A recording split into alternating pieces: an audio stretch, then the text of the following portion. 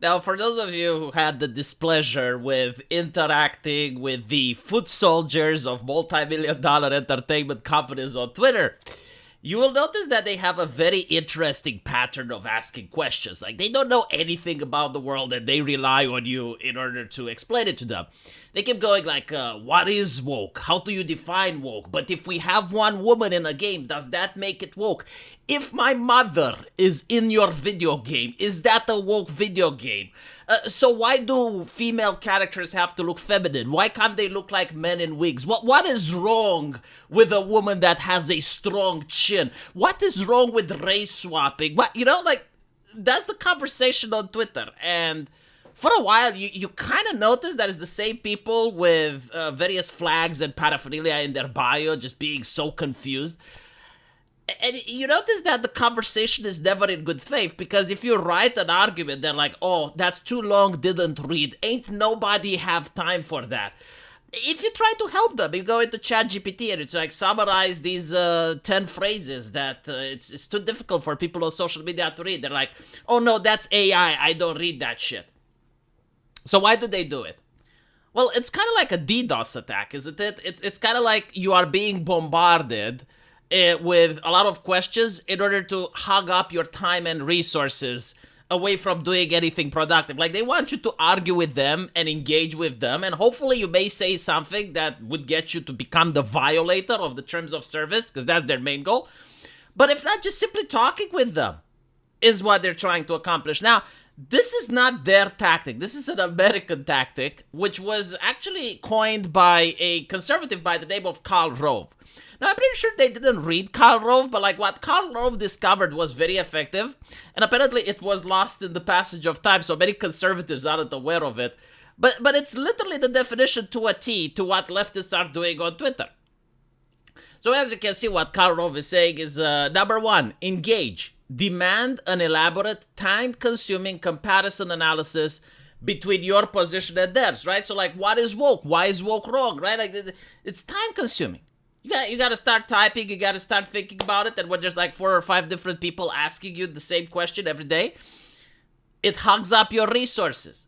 The number 2 is this, that the liberal put their post in their own words. That will consume the most time and effort for the liberal poster, right? This is why they don't want ChatGPT. This is why they don't want you to just link them to a website. This is just why they don't want you to give them a Google search. They want you to type it yourself, because the purpose is time consuming. It's hogging up your resources. They will be unable to spread numerous points on numerous blogs if you have them occupied. Allowing a liberal to post a web link is too quick and efficient for them. Tie them up. We are going for the delay game here. Again, this is a conservative that made these tactics.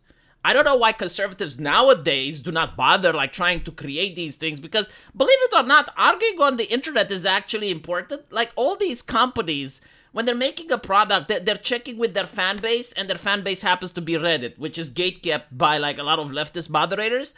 We as conservatives do not have this. We do not own these tactics, which is very sad, you know? Like, you cannot win in the culture war if you do not try to change the culture.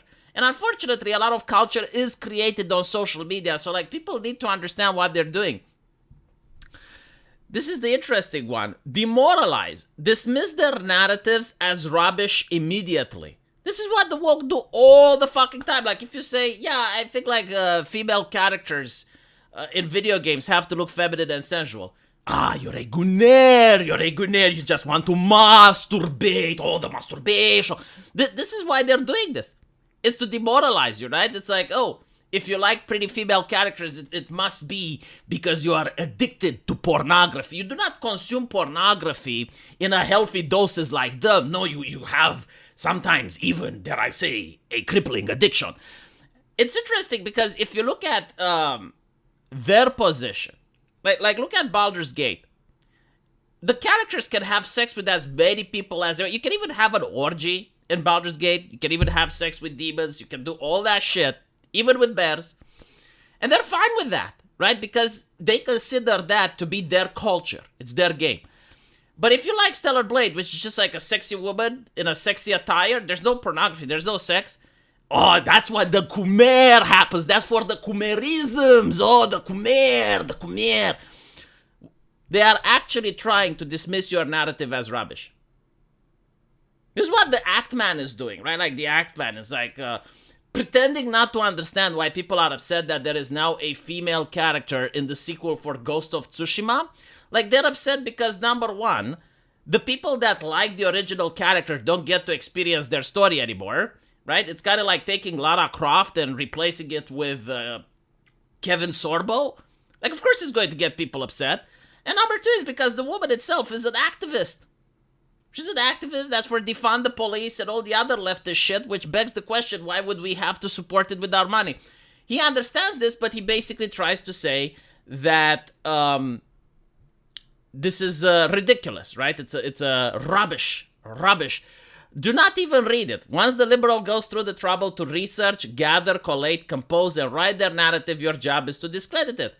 Make it obvious you toss their labor-intensive narrative aside like garbage. This will have the effect of demoralizing the liberal poster. It will make them unwilling to extend the effort again, and for us, that is a net win. Attack the source. Any liberal website or information source must be marginalized, trivialized, and discounted. Like, how many times did you not show them an article and they're like, oh, it's from this newspaper. Oh, it comes from Grooms. Oh, it comes from this person, right? Like, even though the argument itself may be well structured, even though the argument itself may be well put, they don't even read it. They just discredit it. It will make them unwilling to expand the effort again, and for that is a net win. Attack the source. Any liberal website or information source must be marginalized, trivialized, and discounted. Let the blogosphere know that truth.org, thinkprogress.org, thenationmoveon.org, liberal rubbish propaganda. Discredit liberal sources of information whenever possible. Challenge the liberal position with questions. Always questions. The questions do not need to be relevant. The goal is to knock the liberal poster off their game and seize control of the narrative. Once you have control, you can direct the narrative to where you want it to go, which is always away from letting the liberal make their point, right? Like, this is what they do. It's like, oh, so you want a white mermaid. What's wrong with the black mermaid? Are you a racist? Oh, you must be racist. Oh, let's talk about your racismus, right? Like, they move the conversation from the Walt Disney product all the way into where America likes to be. Racismus. My God, like, there is so much money America makes from racismus. I understand, like, Michelle Obama gave a speech for more than $500 million about racismus. Very profitable. Anyway, once you control the direct narrative to where you want it to go, make it move away from liberal points, don't rise to their bait. Do not respond to their leading questions. Your job is to prevent the presentation and spread of liberal viewpoints. Do anything you must do to prevent a liberal poster from presenting well-reasoned arguments or starting a civil discussion. Do not allow a liberal to present their dogma unchallenged ever. Literally, Twitter. Now, again, this was made by a conservative person, and it works, right? Like, these are tools that they're not ideologically tied.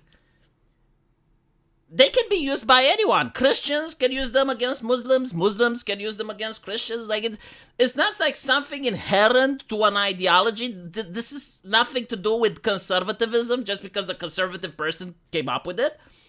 So what people need to do is to understand the tactics. Preferably, like, show them this video or show them the post whenever, like, someone is trying to use these tactics against you. Like, show them that you know what they're trying to do. And of course, do it against them, absolutely. You know, like, whenever they're trying to bring up, like, some point or whatever, do it against them. I'm surprised people that are conservative do not do it against topics like abortion and immigration and other stuff, you know? It's very effective, especially when the person isn't used to it and they get angry and they freak out and then they break the TOS. Do you know how hard liberals get when a conservative breaks the TOS and they can report them? Because, like, this is what they're doing, right? And the thing is, like, most conservatives know how to have a discussion while avoiding TOS violation, but trust me, like, liberals don't. This is why, like, Hassan Piker is the violator, and it's like, oh, I can't say that about 9/11 shit. Like, he doesn't expect that, right? Like, the rules never apply to them. And it's because, like, this is how they present themselves. By asking questions, you seem, like, calm and rational. The person that is on the receiving end of this is frustrated, angry, annoyed, feels demoralized, more likely to start hurling insults, right? So, like, the most important point is to maintain your cool, do not start spurging out, and understand that you shouldn't engage with these people because they are bad faith. Let me know what you guys think, and as usual, I will see you in the comment section. Take care.